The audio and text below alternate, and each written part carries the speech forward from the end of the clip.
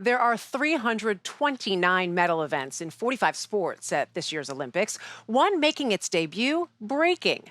What you may know as breakdancing, probably. 16 men and 16 women compete in one-on-one improvised battles, judged on everything from technique to personality.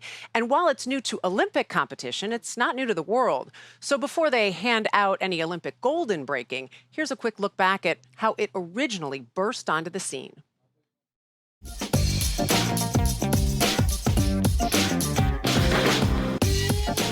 It came to life in New York City in the 1970s. At house parties, the streets, and the playgrounds of the Bronx.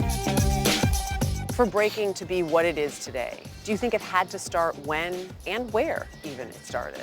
When and where determined the soul of it. You're looking at people who come from struggle. Most of the things that mean a lot and really hit your heart are things that come from being resilient and making something out of nothing.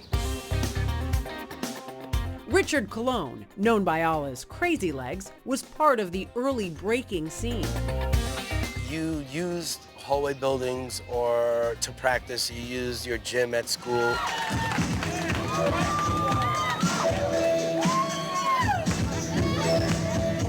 You had to walk up to people and say, hey, are you this person? Oh, you break? Oh, you want to battle? And you take it right there on the concrete, or you go inside a tenement building hallway and you do your thing. And that's how you also got your name out there.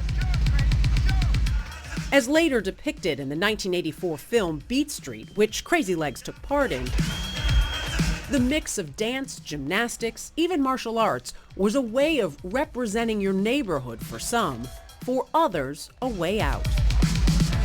The cool thing is that a lot of people who came from being a stick-up kid or a violent background who became dancers, if you developed your craft, you spent less time doing nonsense, which would eventually take you out of that lane. For a teenage Crazy Legs, the draw was both competition and creativity.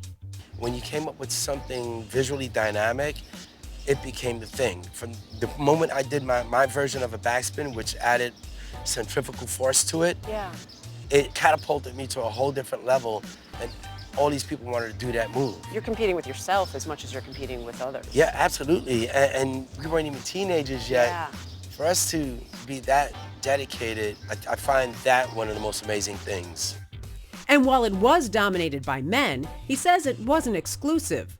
Put it this way, there was never a limitation on anyone being a part of it. Male, female, black, white, Latino, whatever. Right. You just had to be good. There was this one girl named Headspin Janet from the Bronx, Janet Soto. And when we had real battles, she was on the front lines with us. The breaking scene intertwined with the early days of rap and hip-hop, which helped propel its growth. That riding to a beat, if that beat hits you in a way that really takes your soul on a ride, the people who are watching you start to feel what's going on within you. As a member of the group Rocksteady, one of the first known by mainstream media, Crazy Legs was very much a part of breaking's wider appeal. We were literally marketing our names, and that's what led to the popularity. National attention, like this spread in Life magazine, That was feeling like you were on top of the world. would help bring breaking well beyond the boroughs of New York. On the West Coast, Topper Carew, then a young filmmaker, was just starting out. I heard about this thing that these kids were doing with no resources, and their stage was the street. He was enraptured, sparking his 1983 documentary, Breakin' and Enterin'. It felt right, and it felt like something I should record. I mean, I'd done blues musicians, jazz musicians, but all of a sudden there was this new phenomenon in my life. Carew using his platform to give the kids of breaking one of their own. His film encapsulating its moves and culture. Now I call this breaking thing a form of root dancing. I call hip hop root music. It is rooted in an experience that comes from the bottom. It's evolved so much even in the last 40 years.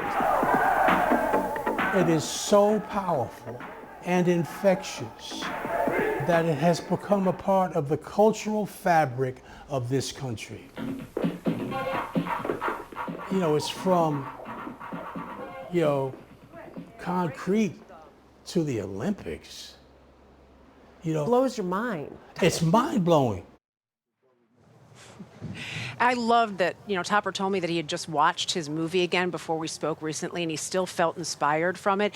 And Crazy Legs and I got into a whole conversation about how you judge this. I mean, you don't want to lose the soul in it, and these judges are trying to sort of judge the soul of each of these B-boys and B-girls.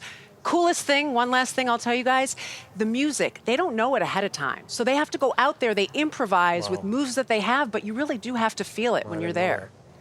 Wow, putting someone on the spot. Yeah, very interesting. Literally. Yeah. Very cool. Love Thanks, that Dana. piece. Yeah. Thanks so much.